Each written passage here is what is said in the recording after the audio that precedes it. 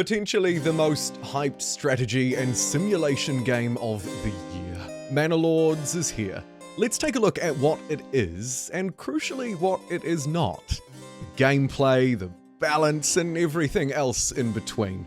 This is my experience with Manor Lords, and hopefully a wonderful overview for you as you maybe look to become a lord yourself.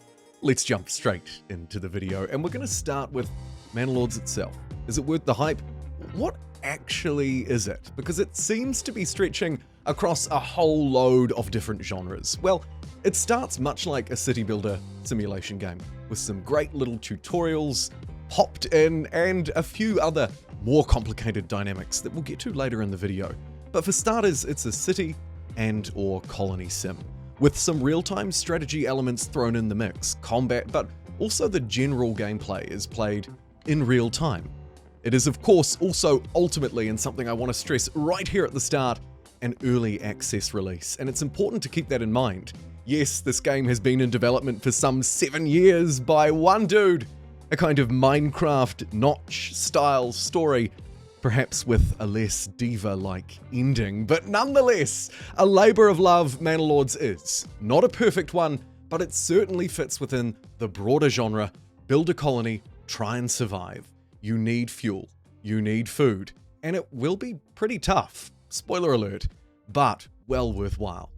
Let's talk about what Manor Lords is not, because there's been a whole load of discussion around this very hyped game, and rightly so, with some people calling it a total war killer and other such descriptions. In my perspective, and also I'd like to share the dev's perspective with you as well here, you'll see that on your screen, but I'll talk specifically to me. This is not a total war killer.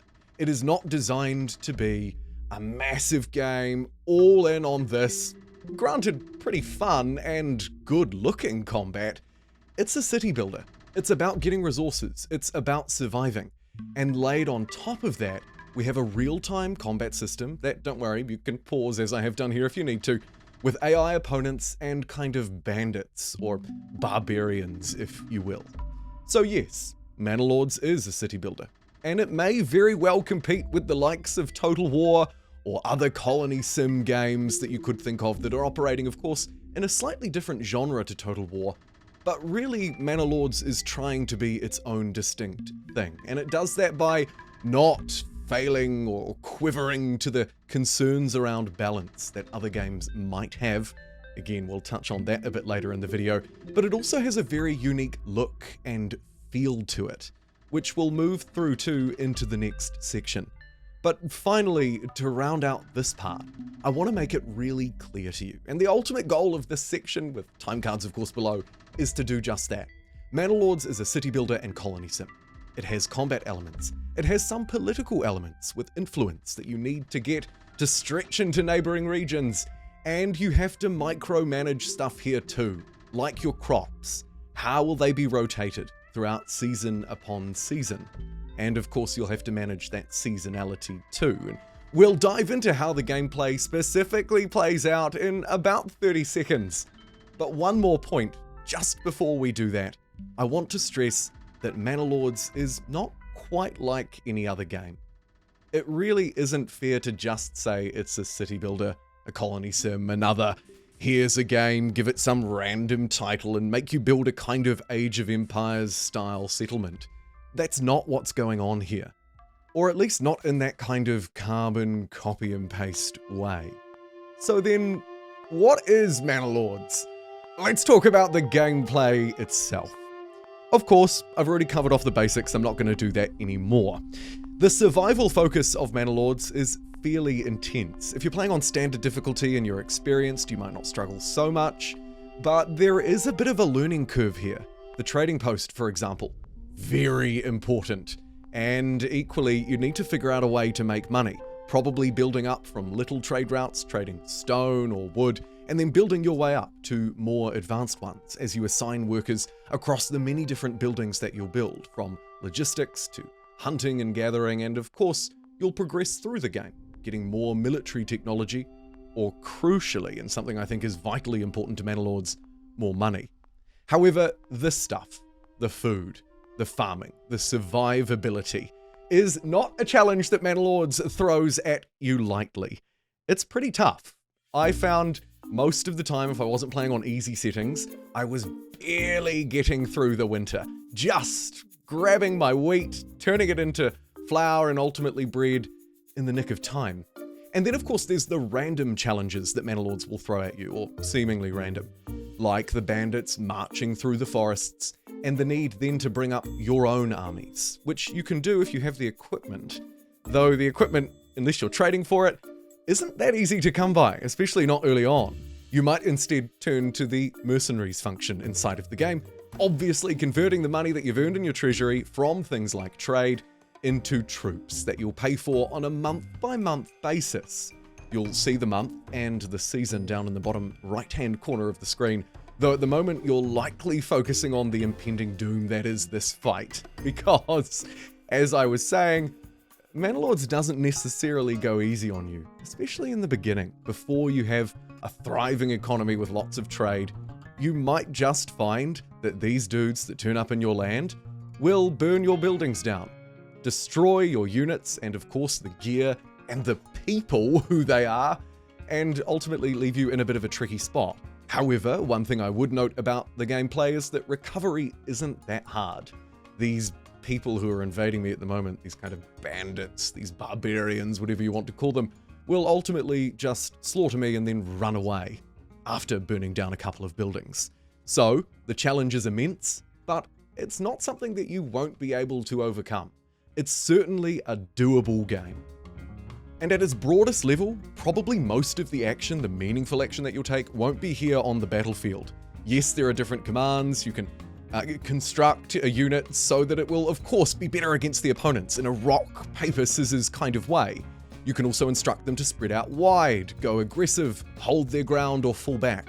But outside of those controls, you won't be min-maxing individual units.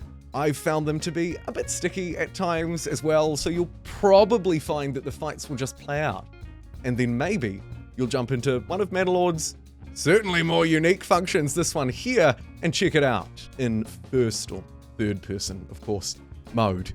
A more personable mode is probably what I mean to say there. Expanding out from your starting region can also be done in early access only with influence, a resource that is hard to generate unless you go out and fight barbarians, in which case it's overwhelmingly easy. My quick tip here would be to hire some mercenaries, train some dudes, whatever you need to do, and go out and fight some bandit camps, because these things give hundreds of influence, and you need about 1,000 at the time of recording to claim a region, like I'm doing here. There isn't really much in the way of diplomacy or resolution at this point inside of Manor Lords. That part of it is fairly slim, fairly early access, but once you've generated the influence, you then head out and claim a new settlement, just as I'm doing here, within the map, of course, and the relatively small constraints of the map. You're not going out to conquer the entirety of the Roman Empire here. The game is somewhat constrained within, at least in this map, about 8 or so different regions. I imagine there'll be more playability as the game develops. Speaking of develops, of course, the goal here, once you've reached out into a new place, is to get more resources. Set yourself up, get your logging camp, get your forester's hut, get your firewood and your food, and connect it up to where you used to be.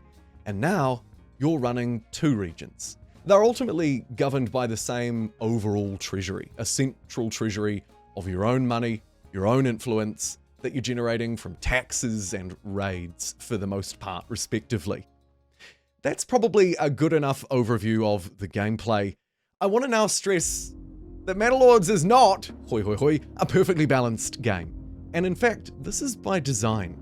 I hinted at this a little bit earlier, but let's go into the detail fully.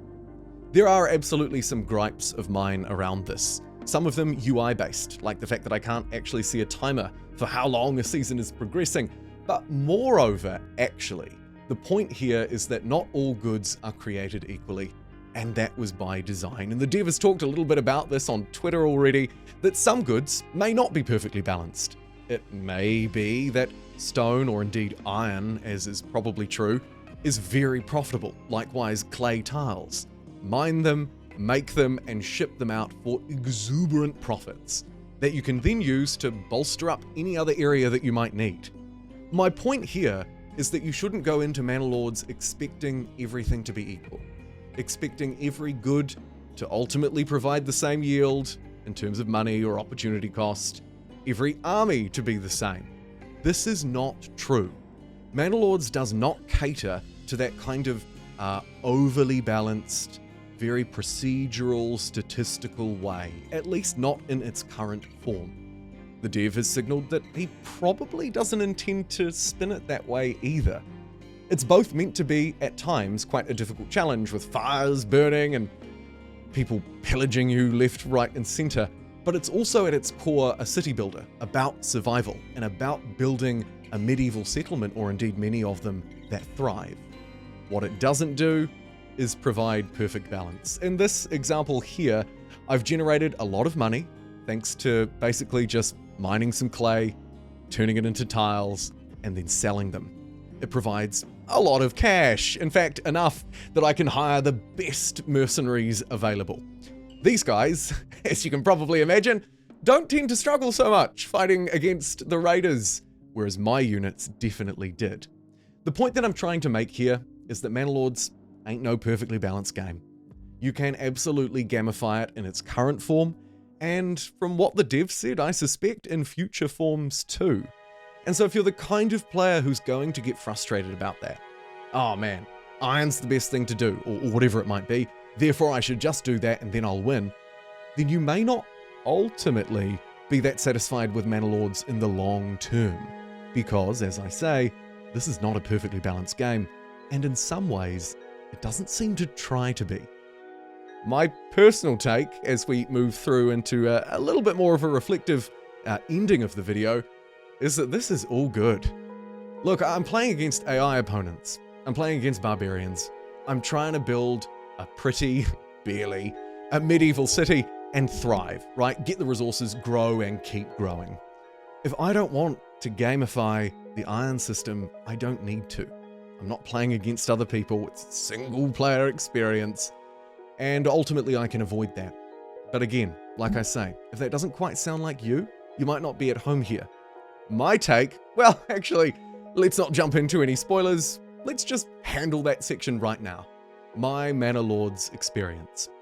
Hooded Horse, the publisher, provided me with an early access key to the press preview version of Manor Lords. It is of course early access, and when the game releases it will also still be in early access. The point that I'm making here is that this is not a completely polished experience, but my goodness is it a satisfying one. Seriously. Okay, you're going to run into some problems. If your experience is anything like mine, you might occasionally find that a mercenary unit gets stuck somewhere in a forest and you can't get it out again unless you disband it and replace it. You might also find that when you jump into the absolutely obviously early access third-person mode, that the camera's a bit glitchy. Or maybe more broadly, as you're panning around the map, you might sort of, not by your choice, zoom into a tree randomly. This is the extent of my experience with frustrations in Manor Lords, gameplay itself, how the game is built. In terms of the overall feel, like I've already said, I don't so much mind that some goods are obviously better than others. That's fine with me. And I quite like the balance between combat and city building. It's a city builder, colony builder at its core. It's about survival and growth, but there are some really nice political, world building, and combat elements thrown into the mix here too. I would like, of course, to see more in the game. More of the policies, more buildings, less bugs, and maybe a bit more transparency around things like seasonality, or the timer within a day, which is often not visible to you, but sometimes very important, especially if you're trying to figure out how long a season's got left or how long a month's got left because you have a bill owing for mercenaries or crops that might need to be force harvest. The learning curve overall in Manor Lords is therefore somewhat steep. If you're fairly experienced in the genre, I think you probably won't struggle to pick it up, though not everything is ultimately intuitive. The manor, the church, the trading post will be your best friends in growing, defending, and thriving. And I'll probably have some more tips and tricks to come in a future video. Thank you so much for joining me. in this look at Manor Lords. Let me know your thoughts below. I'll see you next time.